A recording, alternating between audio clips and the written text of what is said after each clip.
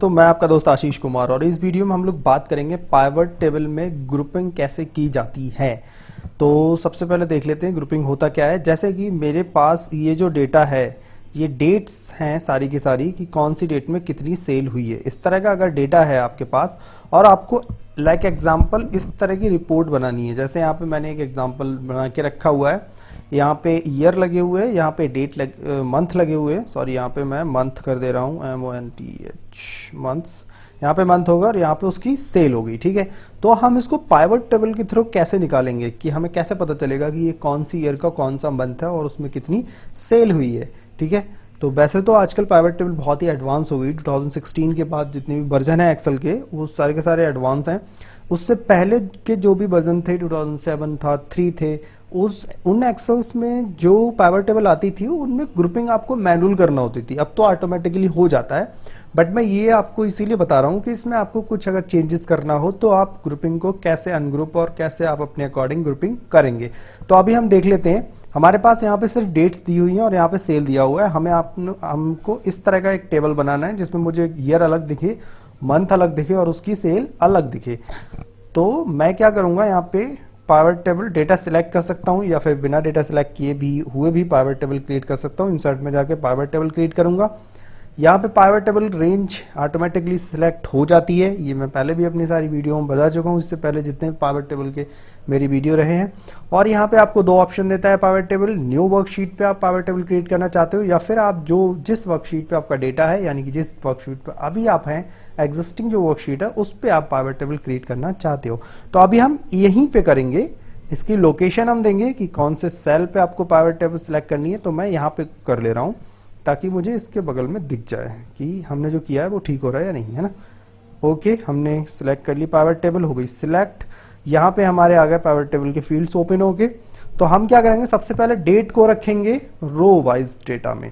अब जैसे ही हमने डेट को रो वाइज डेटा में रखा, इसने ऑटोमेटिकली क्योंकि ये जो मैं एक्सेल का वर्जन चला रहा हूँ 2016 है, अपडेटेड है, तो इसीलिए इसने ऑटोमेटिकली इसको ग्रुप कर दिया ईयर में, क्वार्टर में, डेट में। ठीक है, अब पहले क्या होता था, पहले अनग्रुप मिलता था डेटा। 2016 से अगर लोअर वर्जन आप कोई भी यूज कर रहे हैं तो आपको ये डेटा जो है वो अनग्रुप मिलता था। लाइक यहाँ से आप अनग्रुप कर दो कि इस तरह का डेटा मिलता था आपको, सिर्फ डेट। उसके बाद आपको कैसे ग्रुप करना होता था, तो आप राइट क्लिक करके आप यहाँ पे जाओगे, ग्रुप का ऑप्शन होता है। यहाँ पे आप इतने सारे ग्रुपिंग आपको दी हुई है डेट के अकॉर्डिंग। अगर आपकी डेट का कोई भी कॉलम है उसको आप इतनी सारी तरीके से ग्रुप कर सकते हैं। अगर आपको टाइम भी उसमें दिया हुआ है, डेट के साथ पीछे टाइम मेंशन होता है किसी फॉर्मेट्स में, तो उसमें आप second, minute, hour, day, month, quarter and year, इन सब में आप अपने डेटा को ग्रुप कर सकते हो। तो यहाँ पे सबसे पहले मुझे जो चाहिए वो चाहिए ईयर में ग्रुप और मंथ में ग्रुप। ठीक है, ईयर एंड मंथ मुझे यहाँ पे यही देखना है। अगर क्वार्टर वाइज चाहिए तो क्वार्टर वाइज भी मैं यहाँ पे निकाल सकता हूँ। वो आपको डेटा जिस तरह से चाहिए उस तरह से आप देख सकते हैं। अब मैं यहाँ पे जैसे ही ओके करूँगा तो मुझे इस तरह का फॉर्मेट कुछ दिख जाएगा कि यहाँ पे 2019 का यहाँ से यहाँ तक के मंथ है और 2020 के यहाँ से यहाँ तक के मंथ है डेट के अकॉर्डिंग। अब मुझे क्या चाहिए, यहाँ पे चाहिए सेल। ये हो गई सेल मेरी। ठीक है, मुझे कुछ इस तरह का फॉर्मेट करना है कि लाइक ये जो फॉर्मेट है इस तरह का चाहिए। मैं इसको इधर ले आता हूँ और ताकि दिखने में बराबर लगे। ठीक है, इस तरह का फॉर्मेट मुझे चाहिए पाइवट टेबल से ही कि मेरे ईयर यहाँ पे दिखे और मंथ यहाँ पे दिखे, सेल यहाँ पे दिखे। तो मेरी ईयर तो दिख गया, सेल भी दिख रही है, ठीक है, और मंथ भी मुझे दिख रहे हैं एज इट इज।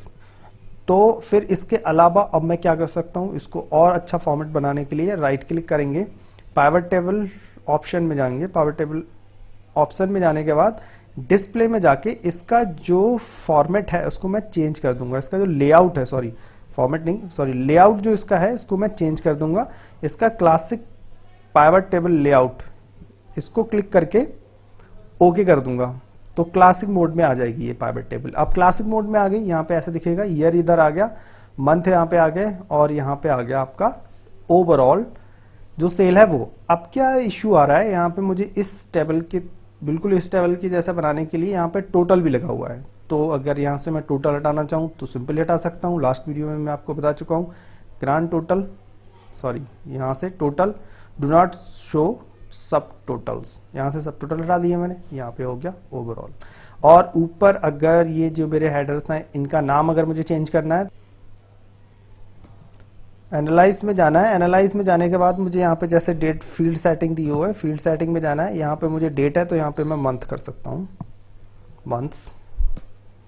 ओके, यहाँ पे मंथ हो गया।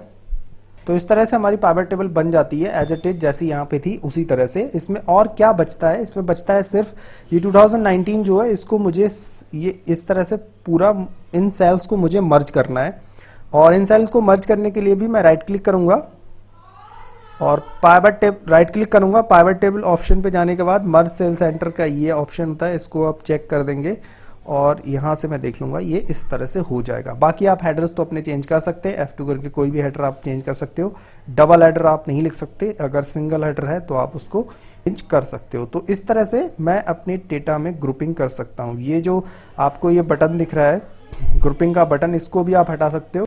पाइवट टेबल पे जब आप क्लिक करके रखते हो तो एनालाइज का ऑप्शन यहाँ पे ओपन होता है, डिजाइन का। तो एनालाइज में जाके यहाँ से आप फील्ड ये बटन को हटा सकते हो। ये हमारा हो गया ओवरऑल वही टेबल है जो हमने यहाँ पे मैनुअल तैयार की है। ठीक है गाइज, तो इस तरह से आप ग्रुपिंग को यूज करते हो पाइवट टेबल में अपने डेटा को रिप्रेजेंट करने के लिए। तो ये था ग्रुपिंग वाला पार्ट पाइवट टेबल का।